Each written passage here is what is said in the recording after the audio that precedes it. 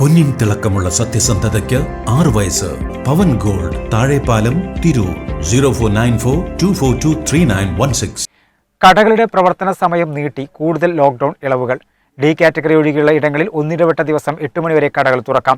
മുഖ്യമന്ത്രിയുടെ അധ്യക്ഷതയിൽ ചേർന്ന അവലോകന യോഗത്തിലാണ് ഇത് സംബന്ധിച്ച തീരുമാനമുണ്ടായത്.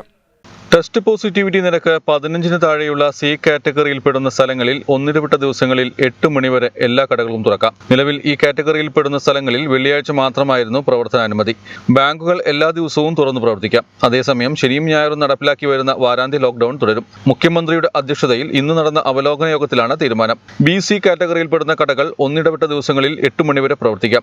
TPR നിരക്ക് 10-നും 15-നും ഇടയിലുള്ള സ്ഥലങ്ങളാണ് സി കാറ്റഗറി. എ കാറ്റഗറിയിൽപ്പെടുന്ന തദ്ദേശ സ്ഥാപനങ്ങളിലെ കടകൾക്ക് എല്ലാ ദിവസവും പ്രവർത്തിക്കാം.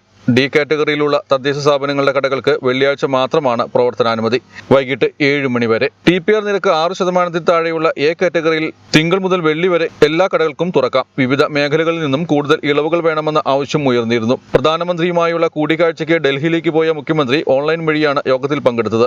പെരുന്നാളിനോടനുബന്ധിച്ച് പ്രവൃത്തി സമയം കൂട്ടണമെന്ന് വ്യാപാരികൾ ആവശ്യപ്പെട്ടിരുന്നു. കോഴിക്കോട് മിഠായി തെരുവിലടക്കം ഇതുമായി ബന്ധപ്പെട്ട വ്യാപാരികൾ പ്രക്ഷോഭത്തിന് റോഡിലേക്ക് ഇറങ്ങിയ സാഹചര്യത്തിലാണ് നിയന്ത്രണങ്ങളിൽ ഇളവ് വരുത്തിയിരിക്കുന്നത്.